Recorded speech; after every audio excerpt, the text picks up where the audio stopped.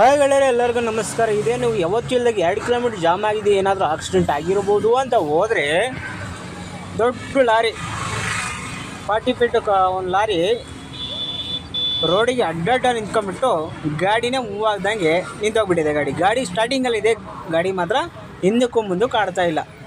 ಹಾಗಾಗಿ ಹೆಚ್ಚು ಕಮ್ಮಿ ಏನಿಲ್ಲಾದರೂ 2 ಕಿಲೋಮೀಟ್ರ್ ಮೇಲೆ ಟ್ರಾಫಿಕ್ ಅನ್ನೋದು ಆಗಿಬಿಟ್ಟಿದೆ.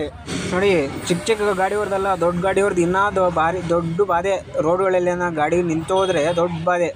ನೋಡಿ, ಗಾಡಿ ಸ್ಟಾರ್ಟ್ ಆಗಿದೆ, ಬಟ್ ಗಾಡಿ ಅನ್ನೋದು ಮೂವ್ ಆಗ್ತಿಲ್ಲ ಅಂತ ಹೇಳ್ಬಿಟ್ಟು ಇದು ಕೂಲೆಂಟ್ ಆಯಿಲ್ನ ಹಾಕಿಲ್ವೇನೋ, ಅದಕ್ಕೆ ನೀರು ಹಾಕ್ತಾವನೆ. ನೀರು ಹಾಕ್ಬಿಟ್ಟು ಗಾಡಿ ಅನ್ನೋದು ಸ್ಟಾರ್ಟ್ ಮಾಡಿ ಫುಲ್ ರೈಸ್ ಮಾಡಿಬಿಟ್ಟು ಗಾಡಿಯನ್ನು ಮೂವ್ ಮಾಡಿಬಿಟ್ಟು ತೆಗಿತಾನೀಗ.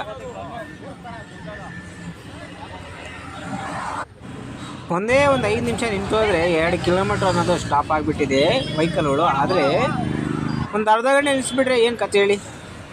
ಹಂಗಾಗಿ ದೊಡ್ಡ ದೊಡ್ಡ ಗಾಡಿವರೆಗೂ ಇನ್ನೂ ದೊಡ್ಡ ಬಾಧೆ ಆಗಿರುತ್ತೆ. ಚಿಕ್ಕ ಚಿಕ್ಕ ಗಾಡಿಯವ್ರದ್ದು ಏನೋ ಒಂದು ಸೈಡಲ್ಲಿ ಹಾಕೊಂಡ್ರೆ ಸರೋಗುತ್ತೆ. ಆದರೆ ದೊಡ್ಡ ಗಾಡಿಯವ್ರದ್ದು ಮಧ್ಯ ರೋಡಾಗಿ ಅಡ್ಡಾಟ ನಿಂತ್ಕೊಬಿಟ್ರೆ ಯಾರು ಮಾತು ಕೇಳೋಕ್ಕಾಗಲ್ಲ, ಯಾರು ಮಾತು ಮಾತಾಡೋಕ್ಕಾಗಲ್ಲ. ಹಂಗೆ